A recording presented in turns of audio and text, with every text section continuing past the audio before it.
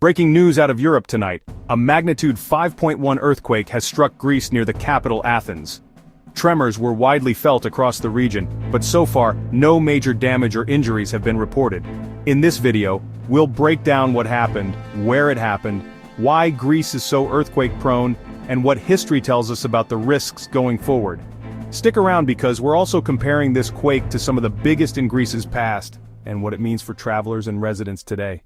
According to the U.S. Geological Survey, the quake hit just after 5:50 p.m. local time on Monday. Magnitude, 5.1 on the Richter scale. Epicenter, near Nea Styra, a coastal town on Evia Island about 40 miles southeast of Athens. Depth, roughly 7 miles beneath the surface. Residents in Athens felt buildings sway for several seconds.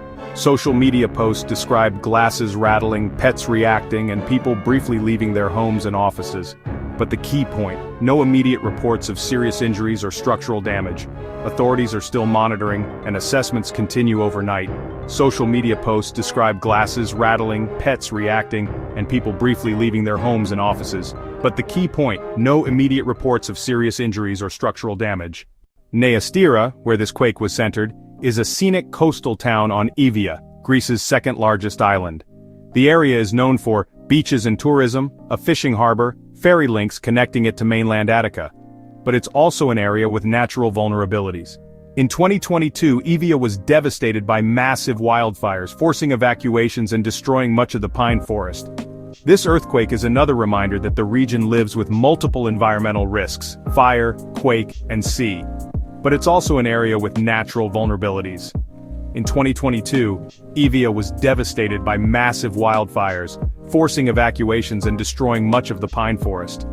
This earthquake is another reminder that the region lives with multiple environmental risks: fire, quake, and sea. Even though the epicenter was offshore, Athens, just 40 miles away, felt the shaking. Office workers reported desks vibrating, and apartment residents described a short but noticeable rumble. For context, a 5.1 quake is considered moderate. Usually it doesn't cause widespread destruction, but in urban areas it can crack plaster, knock items off shelves, or trigger landslides in unstable terrain. Fortunately, Greece has improved building codes over the decades, which helps limit damage in quakes of this size. Why does Greece seem to get hit so often? The country sits at the complex boundary between the African tectonic plate and the Eurasian plate. The African plate is slowly pushing northward, sliding beneath Europe. That constant collision creates thousands of tremors every year.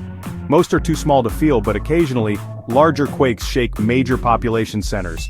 Regions with the highest risk include Crete, the Ionian Islands, and the Aegean Sea. But as we see today, even Athens is not immune.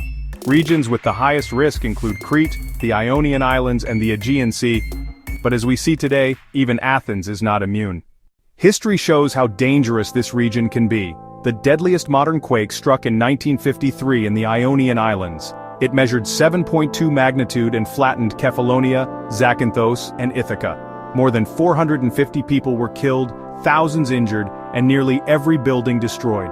In 1999, Athens itself was hit by a 6.0 magnitude quake, killing 143 people.